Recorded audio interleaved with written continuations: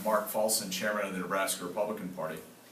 Yesterday, Bob Kerrey and his Democratic Party attacked State Senator Deb Fischer and her service in the Nebraska legislature. The Democrats claimed their allegations was that Deb Fischer had a conflict of interest when she served in the Nebraska legislature. As the Omaha World Herald reported, there's absolutely no merit to Bob Kerrey's allegations. The fact is, Bob Kerrey and his Democratic Party made their false allegations in a failed attempt to inoculate Bob Kerrey against his own ethical issues and his own conflicts of interest, as well as his New York values.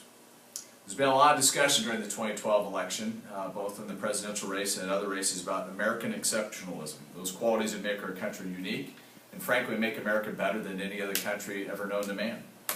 There's also something called Nebraska exceptionalism. It's embodied in individuals like Tom Osborne. Honesty, integrity. It means, among other things, doing what's right when no one's looking. It extends to our public servants as well. Here in Nebraska, we expect our elected officials to be honest. To participate in public service, it's service. It's not for personal gain. That's what separates Nebraska from states like New York, home of such individuals as Boss Tweed, Ivan Boesky, and Congressman Charlie Rangel. There's a difference between Nebraska exceptionalism and New York ethics. Unfortunately, time and time again, Bob Kerrey has demonstrated New York ethics and New York values rather than Nebraska values. For example, when Bob Kerrey served in the United States Senate, he served on the Ag Committee. While on the Ag Committee, he bought and sold cattle futures contracts. He did so despite the fact that his committee had oversight for all agriculturally related commodity trading operations. His committee established ag policy, and his committee actually wrote the ag bill. Leonard Miller, a veteran of the cattle futures market, said that there, quote, a definite conflict of interest exists, quote unquote, when a Senate Ag Committee member trades on ag commodities while they sit on the Senate Ag Committee. Maybe that kind of conduct is just what occurs every day in New York. Take Martha Stewart, for example. But it's not what we do in Nebraska. Thankfully, in March, the U.S. Senate gave final approval to legislation which would bar the very conduct that Bob Kerrey himself personally engaged in.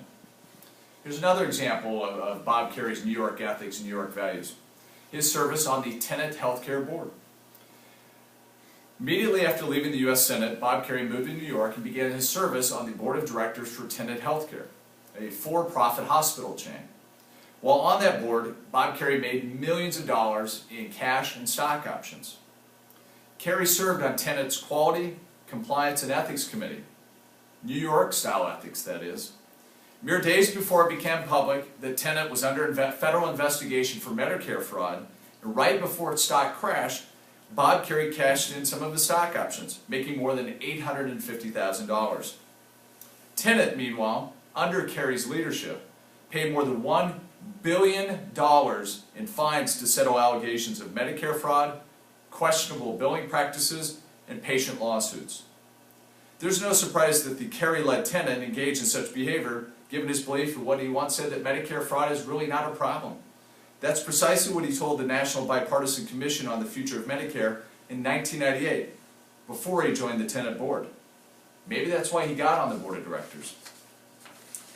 Again, Nebraska voters need to understand that from now through Election Day, Bob Kerrey and his liberal allies will attack Deb Fischer, lodging false claims such as their false claim yesterday about conflicts of interest.